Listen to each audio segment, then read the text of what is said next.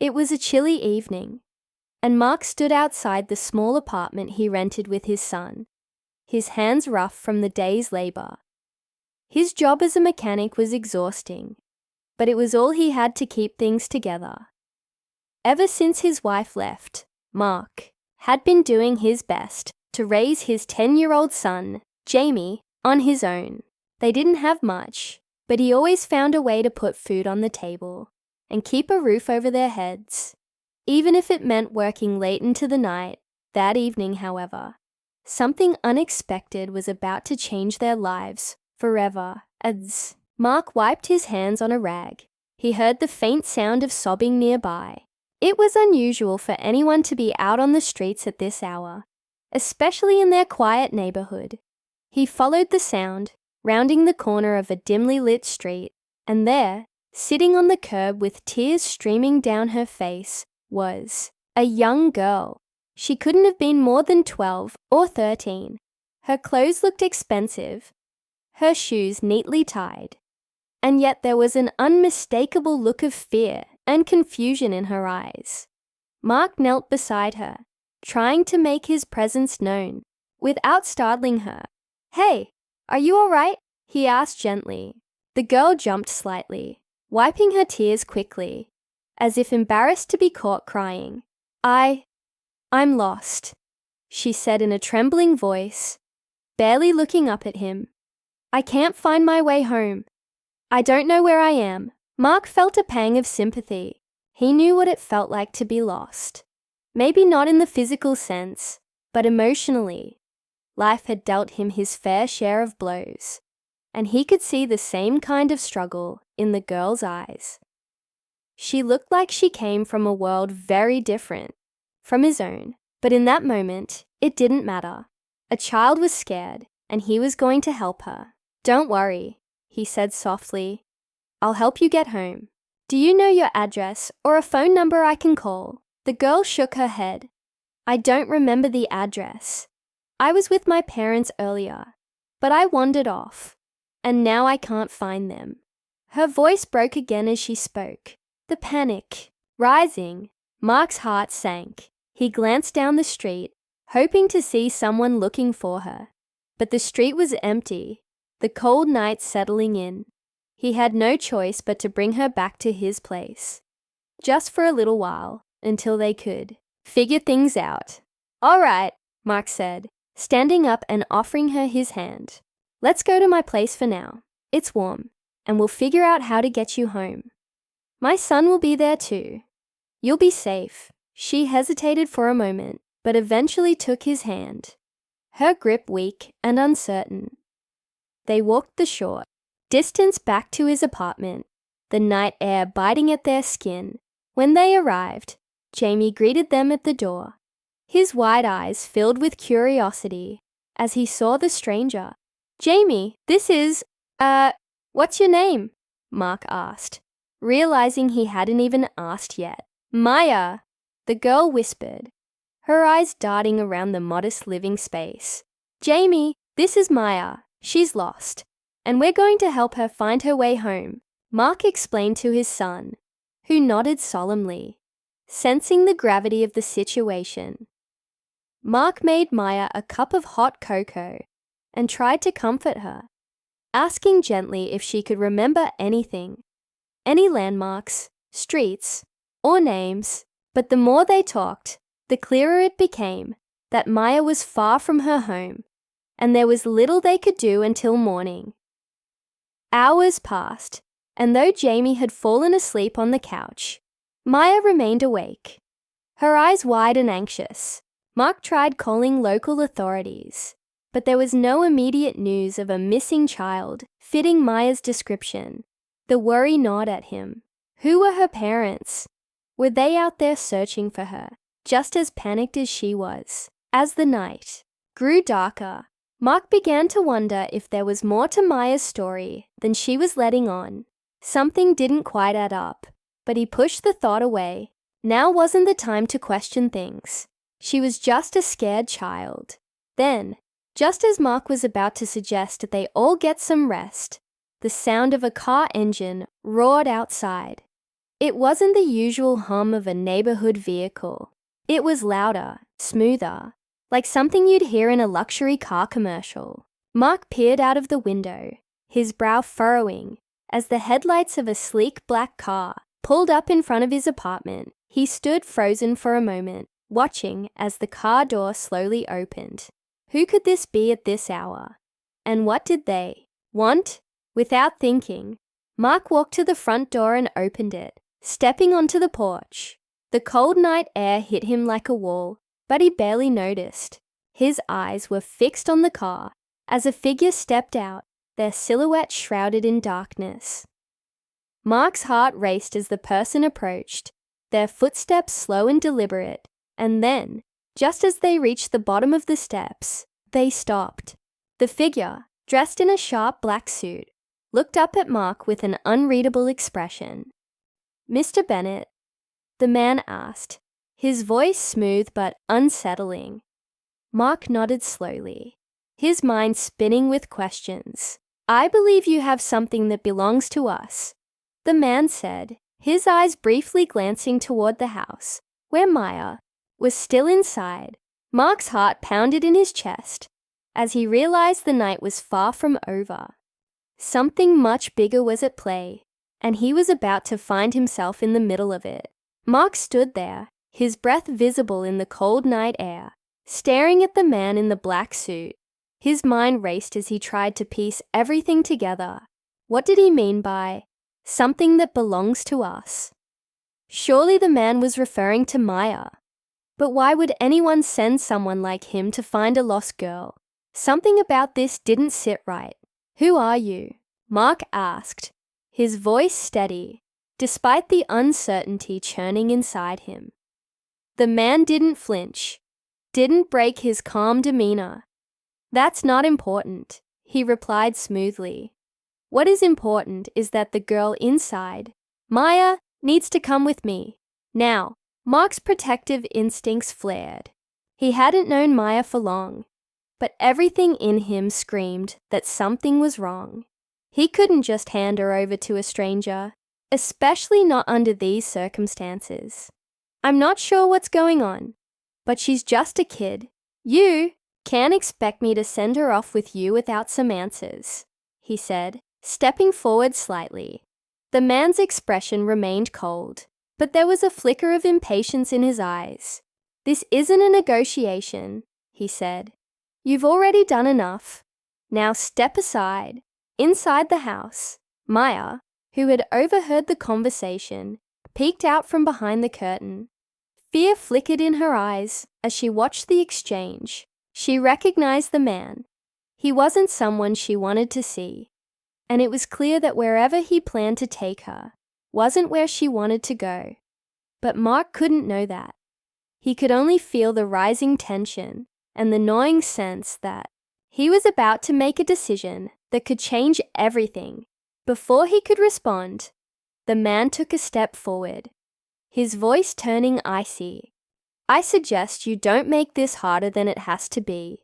Mark's mind flashed back to his son, Jamie, sleeping peacefully inside. He was a father who knew what it meant to protect someone, to shield them from danger, and he wasn't going to let this man intimidate him. "I don't care who you are," he said firmly, "but Maya's not going anywhere with you until I know she's safe." The man's eyes narrowed, and for the first time, Mark sensed a crack in the calm facade. But before the situation could escalate further, Maya stepped outside, her small frame barely visible under the porch light.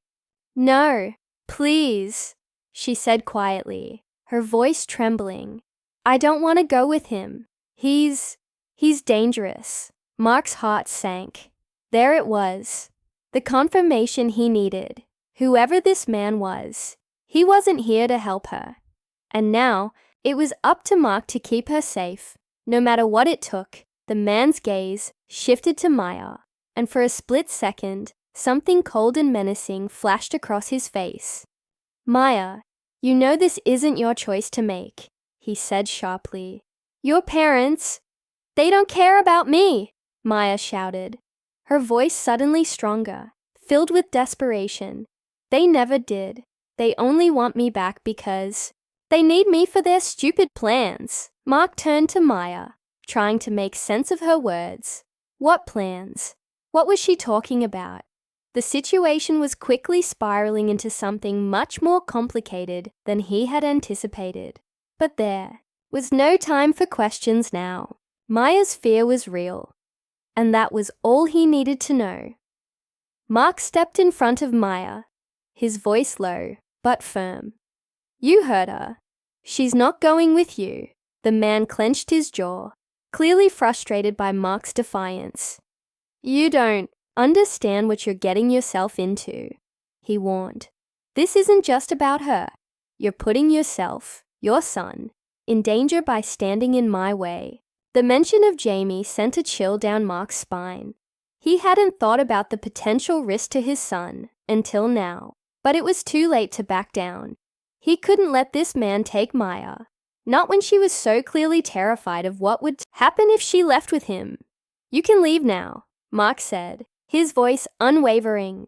Or you can call the police, but you're not taking her from here.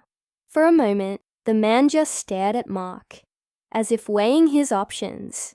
Then, without another word, he turned and walked back to his car. Mark's muscles tightened as he watched him leave, but something told him this wasn't over. The man wasn't giving up that easily. As the car's engine roared to life and sped off down the street, Mark let out a breath he didn't realize he had been holding. He turned to Maya, who looked both relieved and scared. You okay? He asked softly. She nodded, but her eyes were still filled with fear. I'm so sorry, she whispered. I didn't mean to get you involved. I didn't know where else to go. Mark knelt down, meeting her gaze. You don't need to apologize. We'll figure this out. But deep down, he knew the situation was far from resolved. Whoever that man was, he had made it clear that there was more at stake than just a lost girl. Mark needed answers, and fast. Over the next few days, Mark tried to get more information from Maya, but her story was fragmented, full of half-explanations and cryptic warnings about her parents. She described a life of wealth and luxury, but it was clear that it came with strings attached. Her parents weren't the loving, protective figures they seemed from the outside. In fact, Maya suggested that they were involved in something darker, something that had put her in danger. Meanwhile, Mark kept an eye on the street, half expecting the black car to return at any moment. His anxiety grew as he realized he might be in over his head. Protecting Maya wasn't just about keeping her safe from that man. It was about unraveling a mystery far beyond anything he had anticipated. And then, late one night, just as Mark was starting to believe they might have a chance to escape this mess, the unmistakable sound of the luxury car's engine filled the air once more. It had returned, and this time, Mark knew it was only the beginning of something far more dangerous than he could have imagined. Mark's heart raced as the familiar rumble of the luxury car filled the quiet night. The headlights cut through the darkness, casting long shadows on the walls of his small apartment. He turned to Maya, whose face had gone pale with fear. She didn't need to say anything. He knew that whoever was in that car wasn't here to talk. Without thinking, Mark rushed to Jamie's room, gently shaking him awake. Jamie, stay here, he whispered urgently, his voice tight with concern. Jamie blinked, still half asleep, but sensing something was wrong.